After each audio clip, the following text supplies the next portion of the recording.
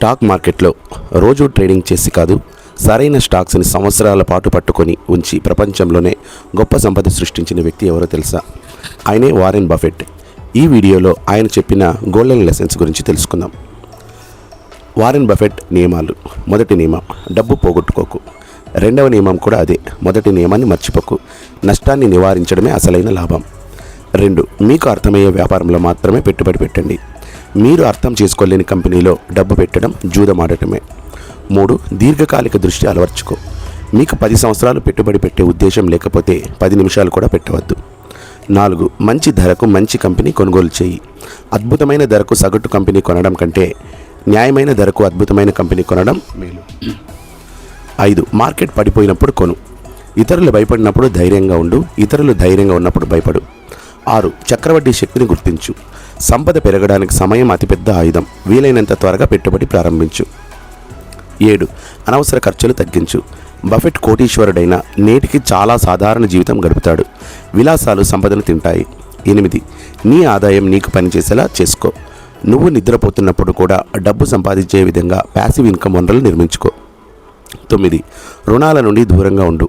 అనవసర అప్పులు సంపద నిర్మాణానికి అతిపెద్ద అడ్డంకి. క్రెడిట్ కార్డు అప్పులు ముందు తీర్చు. 10, ఆదా చేయడం అలవాటు చేసుకో. ఖర్చు పెట్టిన తర్వాత మిగిలింది దాచకు. ముందు దాచు, తర్వాత ఖర్చు పెట్టు. 11, మందను అనుసరించకు. మార్కెట్ గుంపు మనస్తత్వంతో పనిచేస్తుంది. విజేతలు విరుద్ధంగా ఆలోచిస్తారు. 12, ఓర్పు నీ అతిపెద్ద సంపద. స్టాక్ మార్కెట్ అసహనంగా ఉన్నవారి నుండి ఓర్పుగా ఉన్నవారికి డబ్బు బదిలీ చేయడానికి ఒక సాధనం. 13, నిర్ణయాలు భావోద్వేగంతో తీసుకోకు. మార్కెట్ పడిపోయినప్పుడు భయంతో అమ్మకం చేయడం అతిపెద్ద తప్పు. 14, నీ సర్కిల్ ఆఫ్ కాంపిటెన్స్ అర్థం చేసుకో. నీకు తెలియని రంగాల గురించి అతిగా అంచనా వేయకు. 15, తప్పులు చేసినా నేర్చుకో. బఫెట్ స్వయంగా చెప్పాడు, నా అన్ని నిర్ణయాలు సరైనవి కావు, కానీ ప్రతి తప్పు నుండి నేర్చుకున్నాను.